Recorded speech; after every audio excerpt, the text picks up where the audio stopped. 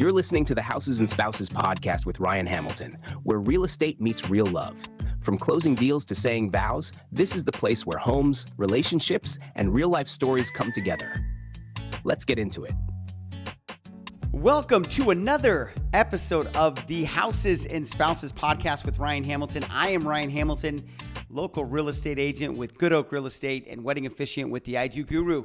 We have another MythBusters episode. This is a wedding ceremony edition. But as you know, before we get into it, we've got to get the dad joke out of the way. So, why do melons have weddings? Because they can't elope. Okay, you're welcome. My kids would like an apology later. So, if you've listened to other MythBusters episodes, you know the deal. We take something that people think is correct, and we politely but confidently tell that myth to take a seat, sit down for a little bit. So today, though, we're switching gears from real estates to weddings, and specifically, we're talking about three wedding ceremony myths. So I've officiated a lot of weddings, and I see the same stress points come up over and over again. So today, we're going to bust these three big wedding ceremony myths that couples absolutely don't need to follow if they don't want to. So let's get into it.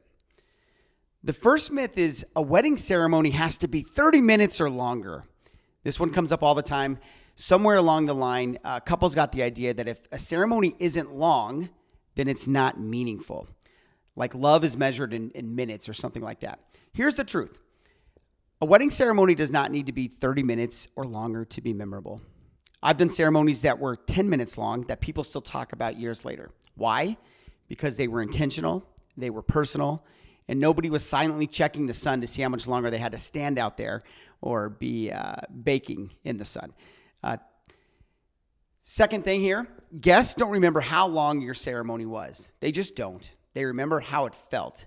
They remember laughing. They remember tearing up. They remember thinking, yep, that's so them. That's so this couple. So no one has ever left a wedding saying, beautiful ceremony, but it really could have used another reading, or I wish it was 20 minutes longer. It just doesn't happen. So that's myth number one, is that you need to have a super long wedding ceremony. Not true. Myth number two, you have to have a religious leader or a super formal officiant. This myth stresses couples out way more than it should. So people often will assume that their officiant has to sound like they're reading from a medieval scroll. Here's the reality. Your officiant should match you, not tradition just for tradition's sake. Yes, religious ceremonies are beautiful. They're some of the most beautiful wedding ceremonies I've ever been to. But they're beautiful if that's what the couple wants. If that's not you, it's okay to choose someone who has a little bit different personality, a little bit more warm, or a conversational vibe if that's the ceremony that you're looking for. Your ceremony should sound like your relationship, not a script that you're afraid to edit. Now, when couples choose an officiant who actually knows them or takes the time to learn a little bit more about their story, their ceremony can instantly become more meaningful. It can be more personal, it can be more relaxed, and it just can be more real. So a bonus on that is guests stay engaged because they're not wondering if they accidentally walked into a lecture hall during your wedding ceremony. So they're getting the story of you, they're getting it in a relaxed, conversational manner, and it's what fits you if that's what you're looking for. So that's myth number two, is that you have to have a super formal wedding officiant. And then the third myth that I want to bust today is that you have to invite everyone that you've ever met to your wedding ceremony. Yes, this is the guest list myth. This is where weddings start to feel less like a celebration and more like a high school reunion that you didn't even RSVP for. So let's get it out there. You do not owe everyone that you know an invitation to your wedding ceremony, period.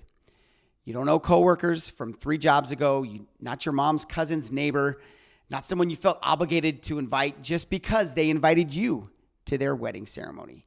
Your wedding ceremony is about the people who matter most, not the maximum number of chairs that you can rent for your venue.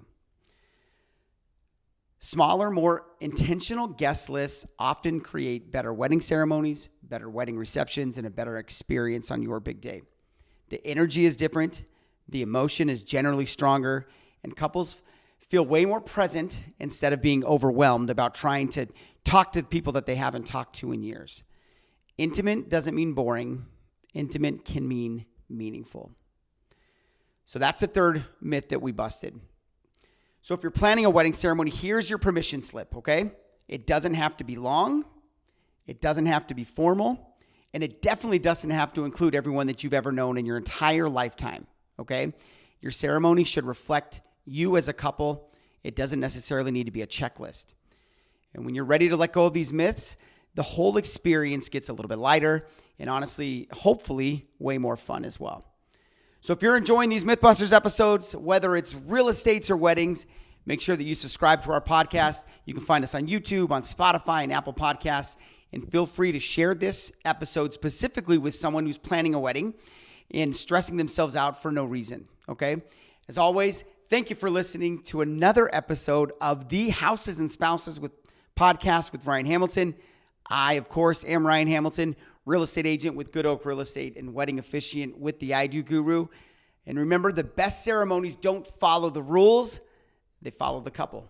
Thanks for coming. This has been the Houses and Spouses podcast with Ryan Hamilton.